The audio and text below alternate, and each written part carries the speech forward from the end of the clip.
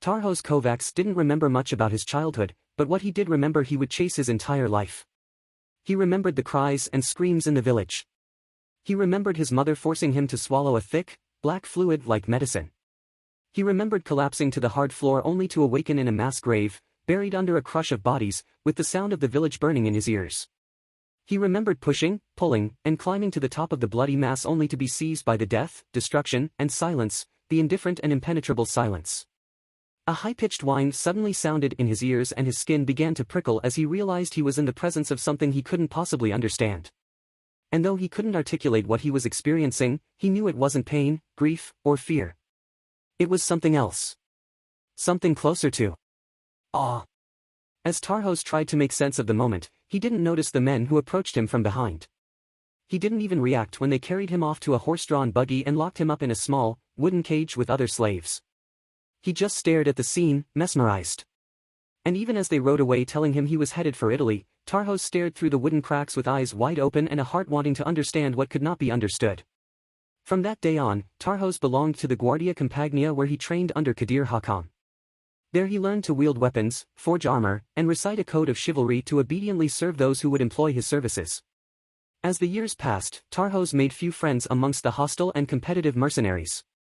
But his skill, strength, and smarts attracted a small following who believed his courage brought them luck in battle and that one day he would help them earn their collective freedom. 3 of his followers pledged their undying allegiance to Tarhos and came to be known as his Faithful Three. His pack. Alejandro Santiago apprenticed with the Guardia Compagnia's armorer.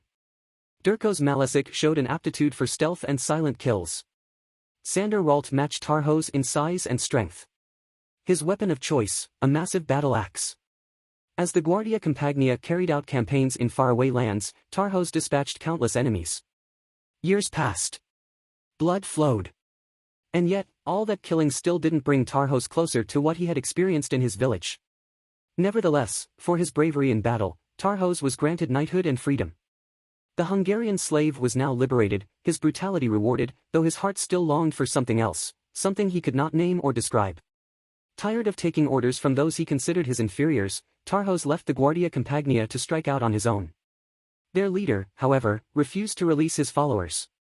Determined to raise enough gold to liberate his followers, Tarhos found employment with a wealthy Italian lord.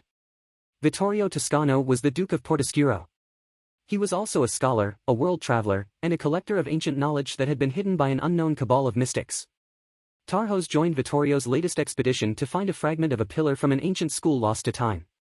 A stone Vittorio called the Lapis Paradisus for he believed it held secrets to open a gateway into a perfect world beyond good and evil. The expedition searched Roman ruins in France and crossed the Pyrenees Mountains into Spain where the path led to the catacombs beneath the Portuguese city of Sintra. The citizens there considered the catacombs sacred. Tarhos would have to kill the villagers guarding the entrance to retrieve the stone. Not wanting to shed blood, Vittorio commanded Tarhos to find another way.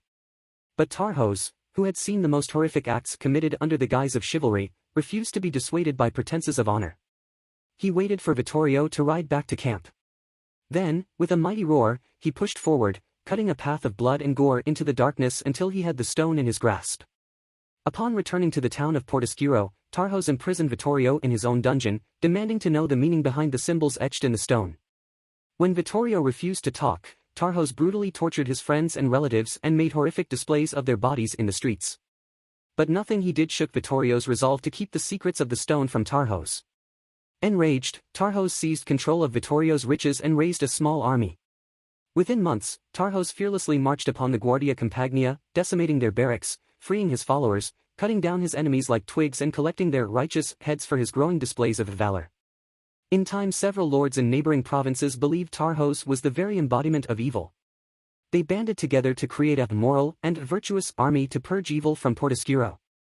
Tarhos ignored their threats. He viewed the lords as a cowardly lot who cloaked their greed and ambition in laws, codes, and platitudes. Laws and codes and platitudes designed to hide from the very darkness Tarhos embraced and accepted without judgment. But, with his enemies on the march, Tarhos headed toward the dungeons to give Vittorio the death he deserved. He refused to afford him even the slightest hope of rescue. With dark intentions, he entered the small prison, wound his way into the bowels of the earth, and pushed through a torchlit corridor. He hesitated for a moment, realizing he would never learn Vittorio's knowledge and secrets. But neither would anyone else. That was good enough for him.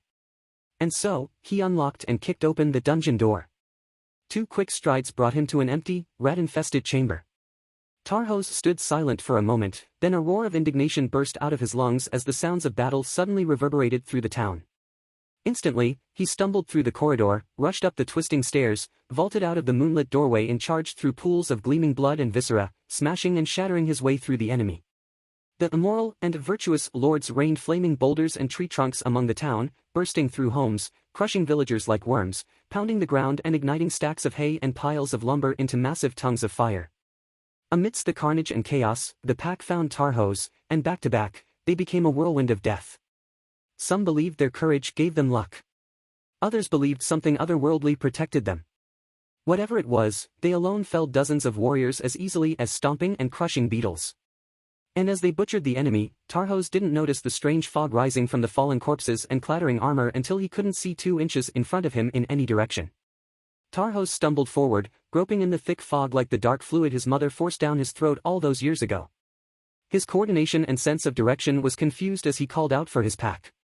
How long he stumbled in the almost perfect darkness he did not know.